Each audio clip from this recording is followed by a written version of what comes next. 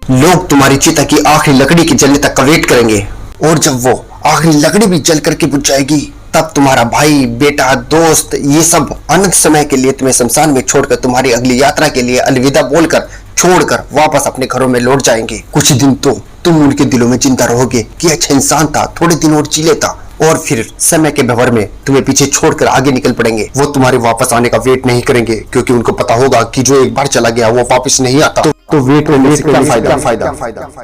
बस तुम्हारी कहानी यहीं खत्म हो जाएगी।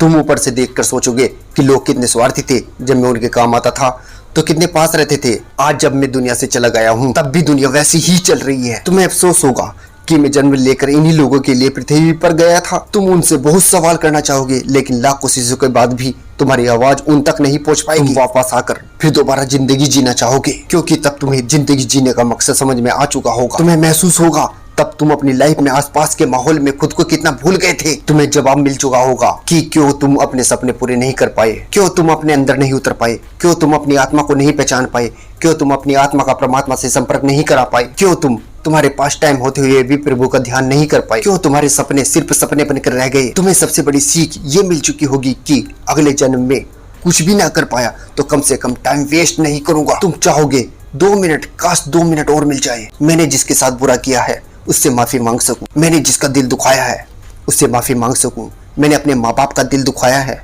उनसे माफी मांग सकूं, मेरे जो ये लाखों रुपए बैंक में पड़े हैं काश किसी जरूरतमंद को दे सकूं, किसी बेसहारा की सहायता कर सकूं, मैं प्रभु से अपने अपराधों की क्षमा मांग सकूं, काश मैं प्रभु चरणों में थोड़ा ध्यान लगा सकता। तब तुम्हें लगेगा उस वक्त मेरे पास 24 घंटे थे, 52 सप्ताह थे, कई दशक थे, लेकिन मैंने कितना टाइम वेस्ट किया। माँ जगाते जगाते थक जाती थी, लेकिन तुम रात को देर तक पढ़ने के बहाने सुबह 8 बजे तक सोते रहते थे, जबकि असलियत ये थी कि तुम चैटिंग करते थे, अपनी फोटो को एडिट करके अपने आप को स्मार्ट दिखाते थे, गंदे वीडियो देखते थे, कितना टाइम वेस्ट करते थे तुम। जब माँ का फोन आता था तो तुम जवानी वाले प्यार के साथ बिजी रहते थे, और जब तुम्हारी माँ सो जाती थी तब तुम फॉर्मेलिटी के लिए एक मिस कॉल छोड़ दिया करते थे, ताकि तुम सुबह ये दिखावा कर सको कि तुमने इतनी रात को भी कॉल बैक किया। तुम हर काम को, पढ़ाई को कल पर टाल दिया करते थे।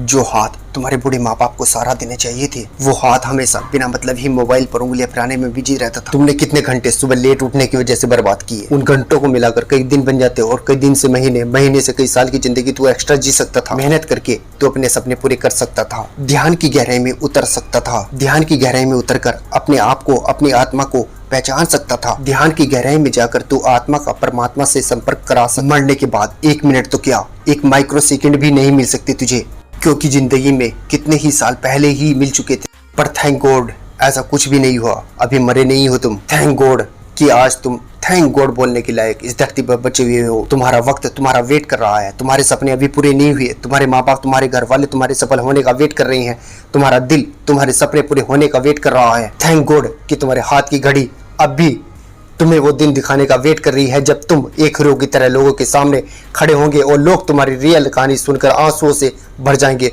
और मोटिवेट होंगे। और उन लोगों को सबसे ज्यादा अफसोस होगा जिन्होंने तुमको कुछ साल पहले ध्यान करने वाला ढोंगी कहा था, लेकिन फिर भी तुम्हारे मन में उनके प्रति 1% बुरी भावना नहीं होगी। ये अलार्म कल भी बजेगा, अगर तुम उठ गए तो तुम्हारे ये जिंदा रहने का सबसे पहला सबूत होगा। अगर तुम अलार्म बजने से पहले उठकर अलार्म बंद करके ध्यान करने लगे, मेडिटेशन करने लगे, तो ये तुम्हारे सफल होने का सबसे बड़ा सबूत होगा। और अगर तुम अब भी 12 घंटे सोओगे तो तुम्हारी आधी लाइफ मरे हुए के समान जियोगे, क्योंकि सोता हुआ और मरा हुआ इंसान इस दुनिया में नहीं रहता, क्योंकि तुम्हारा आउटपुट 0 रहता है। अगर तुम डेली 8 घंटे सोओगे तो तुम्हारी 1/3 लाइफ ऐसे ही खत्म हो जाएगी, और अगर डेली तुम 6 घंटे सोओगे तो तुम्हारी 1/4 लाइफ ऐसे ही गुजर जाएगी। अरे कई महान लोग तो सिर्फ 4 घंटे ही सोया करते थे। रात को सोकर सुबह उठने का मतलब है कि हम में और मौत में 1 दिन का फैसला और कम हो गया। इससे पहले कि मौत तुम्हारे पास पहुंचे, तुम अपनी मंजिल तक पहुंच जाओ। अपनी कहानी लिख दो, जो लाइफ में करना चाहते हो वो कर लो, पर कम से कम सुबह जल्दी उठना सीख लो, क्योंकि तुम ज्यादा जीने के लिए अपनी उम्र नहीं घटा सकते। सिर्फ और सिर्फ बची हुई जिंदगी में टाइम मैनेज करके टाइम बढ़ा सकते हो। तुम्हें पहला होगा, यू कैन डू इट, तुम्हें करना होगा, तुम कर सकते हो। तुम्हें बाद में पछताने से पहले अभी अपने टाइम को सही ढंग से यूज करना होगा।